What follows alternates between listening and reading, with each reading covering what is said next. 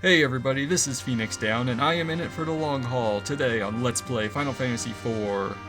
Last time we began our descent into the Lunar Subterrane, the final dungeon of the game. And today we will continue our descent into the Lunar Subterrane on our way to the Lunar Core, where Zemus awaits. And in between episodes, I actually remembered to equip Cecil with some of that equipment we've been getting. We got the crystal shield last time, and I gave him some of the Genji gear that Kane was wearing until we got his dragon equipment. But yeah, the thing with the crystal armor, as we get the four components of that, is each one functions about the same way as the paladin armor did when we first got that, in that it increases his will stat by 3 points apiece. So if you ever need to do some healing with Cecil, his magic power will be a bit stronger if you have the full set equipped. We also got one of Edge's ultimate swords, the Murasame, which influences his stats in various ways. I believe his physical attributes went up and his magical ones went down. His agility and his strength were increased and all that. But anyway, we have ourselves more treasure chests and a lot more dungeon to go. We're not gonna make it to Zemus today, but we're gonna tackle some of his minions at the very least. So we have ourselves our first treasure chest, and it has monsters. I wonder what could be in here. Let's find out. And we have a behemoth. I figure, why not? I'll show you guys this fight. I wonder if he's got anything worth stealing. And we couldn't even do it. But alrighty, I'm going to have Rosa cast the... where is it? Berserk right there on Cecil. It's pretty much going to be the same strategy I employed back in the Cave of the Phantom God. I'm going to have Kane also jump to make things go a little bit faster. And sure, why not? Let's see if Edge will steal. And like before, the Behemoth counterattacks every physical attack with another physical attack of his own. And he'll counterattack magic spells with Maelstrom on the entire party, so do not cast particularly powerful spells like Meteo or Flare or Holy. Anything like that. Alright, yeah. Cure 3 will be good. Yeah, Edge really needs a heal. Don't die, Edge. You need the experience. You're the lowest level member of the party. I'm gonna have to heal him directly next time, I think. Yeah, okay, and the battle has been won. Those guys don't last nearly as long as they did before. See, Edge needed that experience. He leveled up. And for that, we got the crystal armor. This is Cecil's ultimate armor.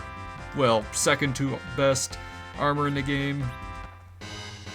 I'll explain that a little bit more later today, actually. In today's episode, we'll be going into some more details. But anyway, let's equip the crystal armor. Where is it? Here it is at the bottom. Yeah, it's a little bit stronger there, but it also allows Cecil to be immune to all status ailments, except for like the Doom, Condemn, Countdown status. You know, those veteran type enemies from last time do. But it also counteracts the Berserk status too. That's counted as a status ailment, even though you usually cast it on yourself. So as long as you have that equipped, like Bacchus Wines, those will not work on Cecil anymore. So if you're going to be entering a battle where you'll need to use that, you might want to re-equip him with the Genji gear or the diamond armor or something. Just kind of a heads up there. But anyway, let's move on. Alright, this time we want to go straight up. Alright, that was just a gold dragon. Rosa gained a level, but we didn't learn any more spells. Alright, here we are on the next level. We got a treasure chest over here. This one... yeah, we found a blue dragon that time. But it was just by himself, so that wasn't much trouble. And we have more monsters. 2 red dragons. Nah, why not? I'll leave this battle in too. Show the different strategy we'll be using when fighting 2 of the red dragons at the same time. Edge will be using his Suiton flood attack, his water technique. When Rydia gets her turn, she's gonna summon Leviathan.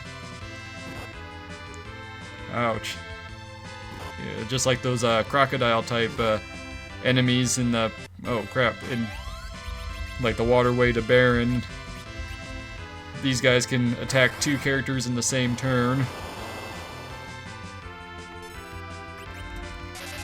To, you know, divide out the damage, or, well, I don't think it's really dividing the damage, but allows them to attack multiple characters in the same round. Come on, Leviathan, you can do it. Yeah, right. I probably didn't even need to use Suiton that time. I could have just did a regular attack against the bottom one, yeah. Oh well. Some more healing, Rosa. And here comes the water technique. Between Cecil and Kane, the Red Dragon should fall after their round. So I'll have Rydia defend. Well, I guess I could have did ice. Oh well. Alright. Well, defending was a good idea in that case, I would say. Yeah, you might as well conserve that MP. But alright, for that battle, we got ourselves the Crystal Gauntlet for Cecil. So let's equip that now. Boost up his white magic power. Yeah, only the crystal armor gives Cecil a status immunity. The rest of the components, all they offer is more defense. And a boost to his will stat. Anyway, that was an Alma Magne, or whatever you pronounce it.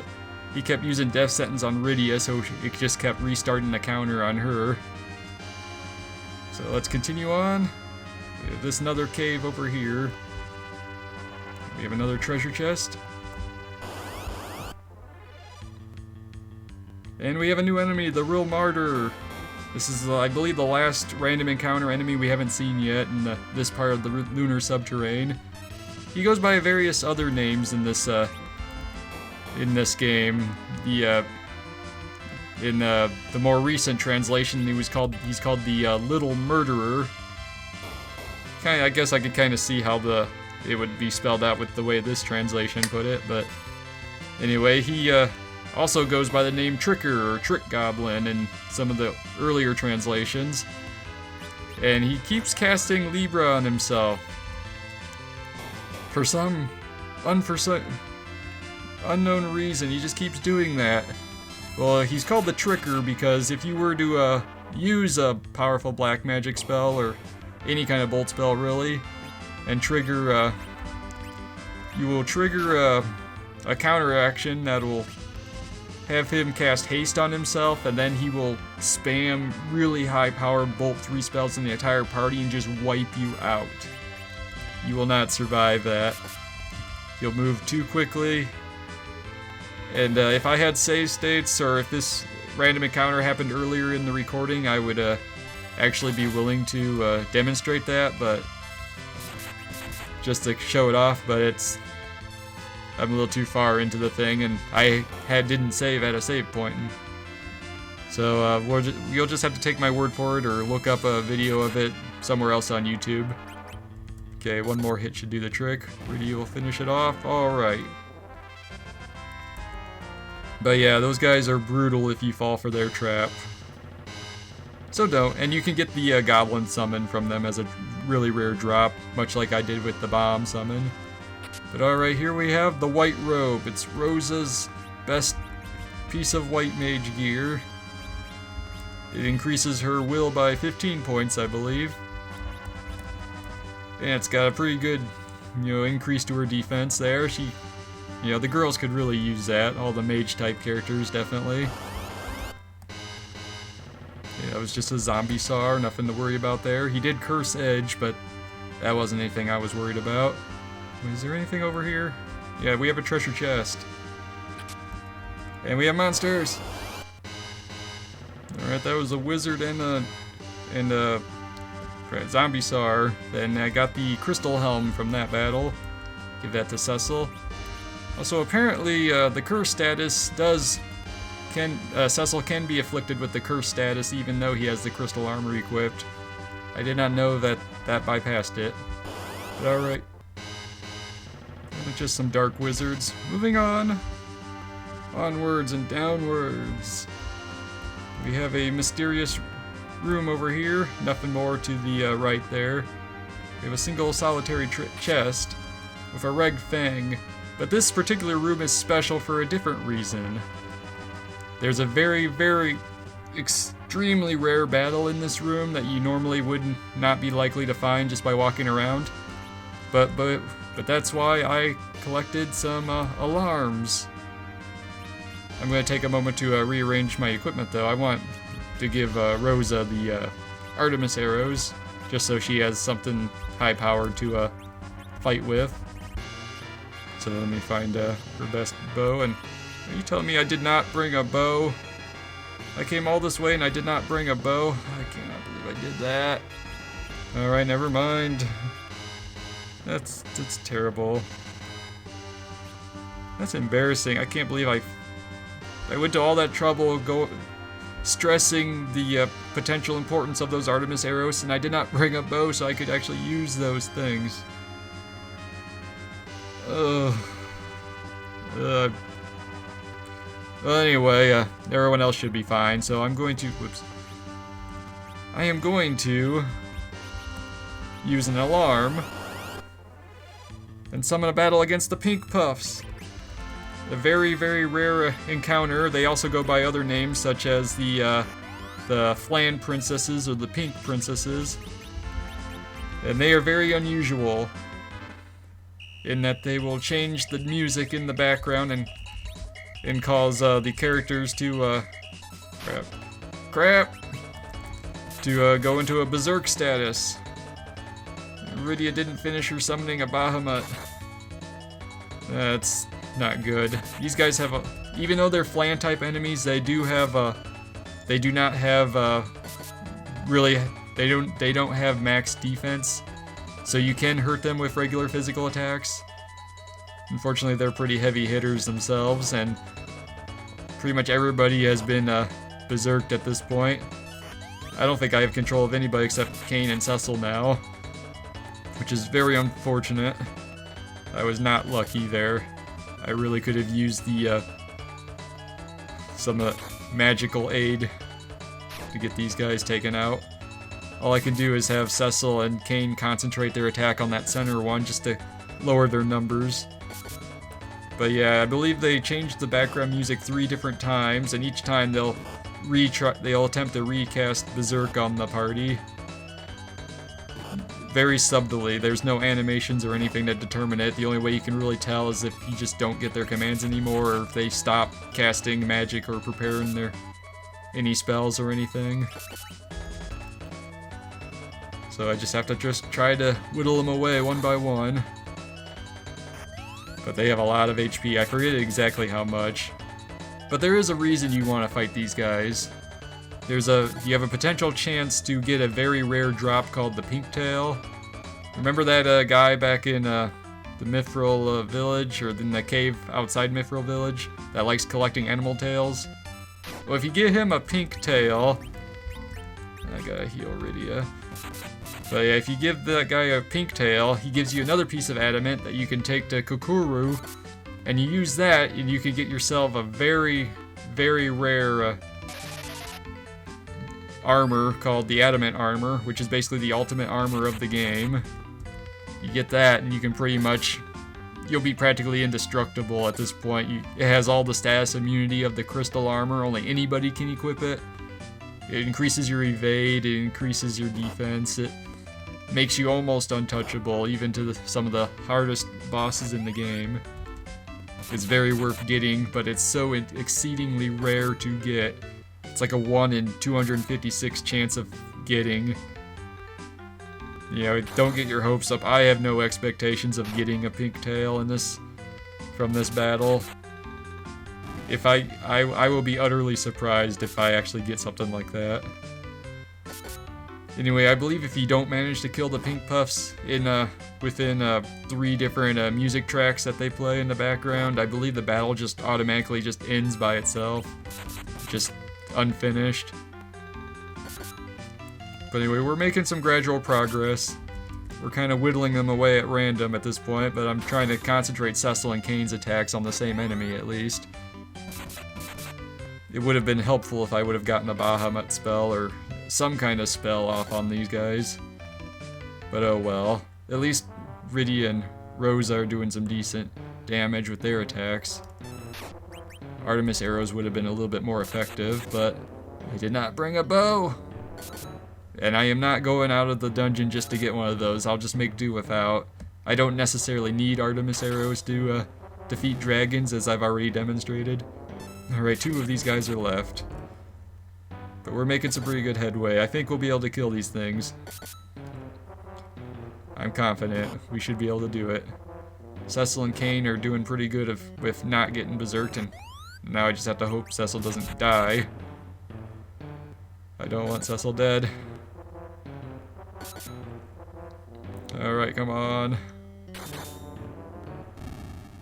Alright, one more to go. Oh, Kane, finish it. Nah, that's... Edge, you got it? Rydia? Come on, guys, you can do it. Alright, it's alright, Kane, you can handle that. Oh, crap. Fight. Alright, we killed the pink puffs. We got a lot of money for that. 10,000 experience points. And Edge gained a level. And so did Rydia. But we didn't get any items. Yeah, I was not expecting that. Alright, that's actually where I wanted to end the episode last time. And Cecil, your magic power isn't really good enough for healing even now. That's where I wanted to end the episode last time, instead of at that treasure chest with the crystal armor. But, you know, last time it was about by the time I finished editing the video, it was about a half-hour long, and that's the longest video I've done with Final Fantasy IV yet. You know, the only thing I could think that would be longer is the finale if I didn't split into 2 videos. And even then, the second half might be about that long. You know, I'm so close to the end of the game, I'm starting to think about that sort of thing. But alright, we're at the next stage. Alright, we're gonna get... we had a couple blue dragons there, and Cecil gained a level from that battle. And we got a Hellwind Shuriken, or Shuriken, however you pronounce it. They call it Shurikens, and I know it's not a U sound there. We got some Artemis arrows that we're not going to be able to use! Crap. Anyway, we're going to take the left staircase and get this cottage. And usually, this game, when you get a cottage, you're expecting a save point to be nearby. But I don't see any save points in the immediate future. Unless I do this, and go over here, this invisible bridge. Yeah, that tripped me up the first couple times I played the game. And in that battle, Rosa finishes off the Silver Dragon with a mighty blow of her Sage Staff. And she learned the Holy Spell as a result. But alrighty, yeah, I did, for the longest time I had no idea that was the bridge that you could actually walk across, that invisible gap there. And we have a little path here, to a little side area. And we have a golden apple, which we are going to use on Rydia to increase her max HP. Because she needs it the most. There we go. You gotta eat your fruits and vegetables, Rydia. An apple a day keeps the doctor away.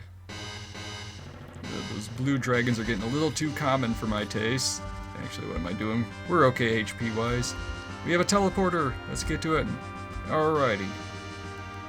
And this path is pretty straightforward from here, because it's just a straight line. Warping up this way. Starting to run low on MP. Alright, in this chest we have some more monsters. I believe it's a behemoth, but we'll find out. Yep, that was a behemoth, and I forgot to change Cecil's armor, so the berserk spell did not work. So that battle went a little bit rougher than usual. But we also got a defense ring that I am going to give to Rosa. Even though it doesn't boost her wisdom or will. She'll get deducted about 5 points, but her will is so high now with the white robe and the priest hat and the sage staff equipped that I can afford to lower that in exchange for a big boost to her defense and magic defense. Our MP is really running low, but we're just about to a save point, so we should be okay. Yeah, even with the boost to Cecil's will, his white magic is nothing compared to Rosa's. I can't believe he wanted to leave Rosa behind. We would not have survived this without her or Rydia. And we made it! We were at the save point. Okay, I am definitely using a cottage here.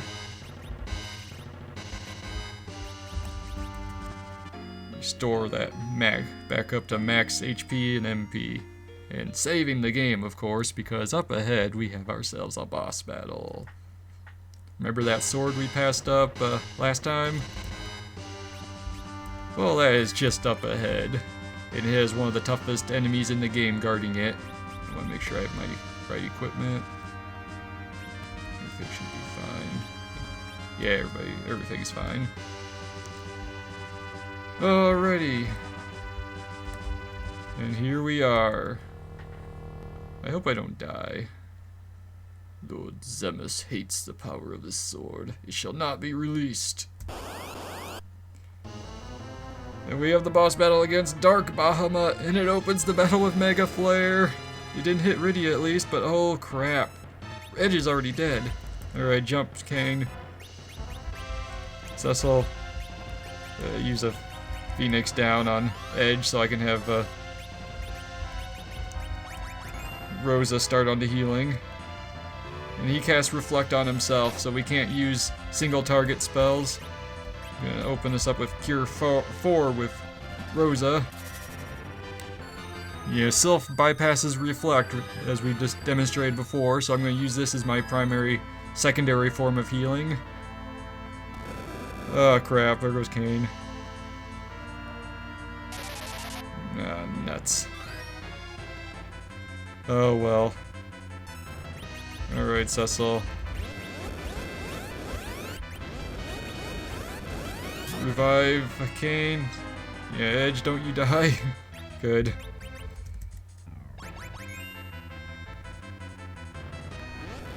Uh-oh.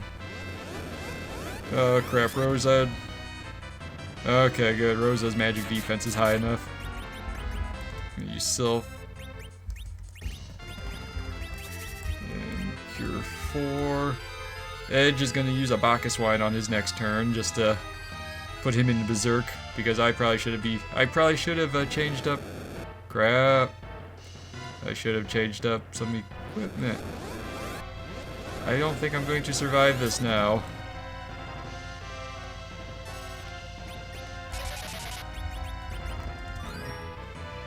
Yeah, just attack Cecil. Rydia. Summon Bahamut. Rosa. Life 2 on Kane. Yeah, I'm not too worried about that. Cecil will survive it, I'm sure of it. Yeah, that was nothing. Yeah, just attack. I believe he's going to counterattack Bahamut though, so this might not have been a smart move on my part. We did max damage, and he counters with Mega Flare instantly. Ow. You know what, Cecil? On your next... Okay, he missed a flare. Okay, I'm getting really lucky now. But, Kane, on your turn, use an elixir on Rosa. Oh crap, don't tell me that's gonna hit okay. I'm not really worried about Rydia either. She's got good enough defense for magic. Alright, I'm gonna go ahead and use Bahamut again. And life 2 for Edge. Let's see if we can get him up on his feet so he can get some crap. Get some experience. I forgot Darkbow Helmet did that. Yeah, he's still going and he's countering Mega Flare. But we're okay. We're hanging in there. Alright, everybody's back on their feet. We should have this in the bag, hopefully. And he's reapplying Reflect. Let's go ahead and attack that way. Another Bahamut summon.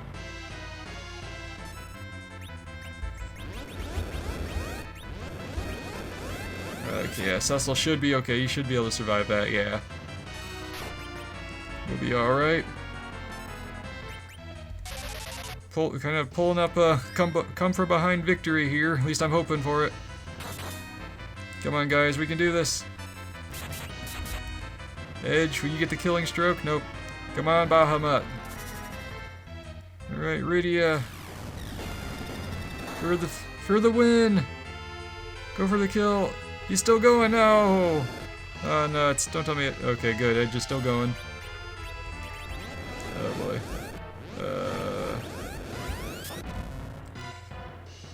Alright, we're okay. We're gonna make it.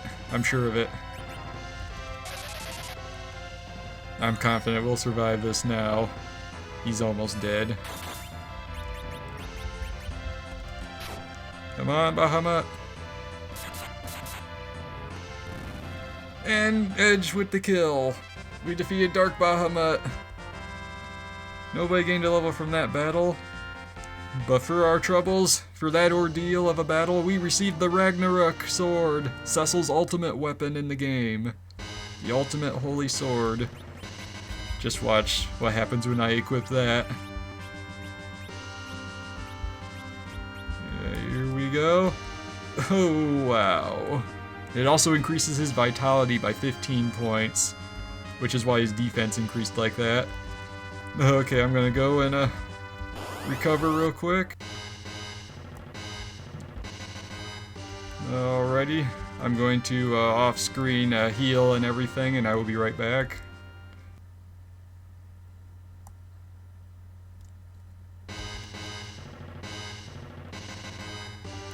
Actually, you know what, guys? I am going to meet you back where the paths fork. So, over at that invisible bridge, I will meet, since I have to backtrack there anyway, so I'll just meet you guys over there. Alrighty, and we're back over here. So let's take this other staircase. And somehow Rosa cheated death in that battle against two Almagnes. There's two of them in the same battle, and her counter was at 0 for like 10 seconds, and it didn't kill her. Which I'm okay with. Don't get me wrong, I'm perfectly fine with that. But here we are, we got a chest over here on the left. With monsters! And that chest contained a dark wizard and 3 moon goddesses, which I defeated promptly. And for that battle we got the Minerva robe, which I have no intention of ever using. It's a pretty, it's the Minerva jumpsuit, I mean. But it's the ultimate physical defense armor for women characters, for Rosa and Rydia. However, it severely penalizes their wisdom and will in exchange for the physical attributes that it boosts. It increases their physical attack power, their defense, and their agility, but their wisdom and will drop by 15 points. It's not worth using. If you equip that and you notice that their magic isn't doing what it used to do, that's the reason. Anyway, let's press on. We're almost done with this episode for today. Alright, here we are. This is the last level of this stage of the Lunar Subterrane. In our first chamber here, we have ourselves the last save point of the game. So let's do some recovering. And actually, you know what? I'm going to tackle all this stuff next time on Let's Play Final Fantasy IV. We are going to defeat the final bosses of the game and make our way to the Lunar Core. This has been Phoenix Down, and I will see you guys next time.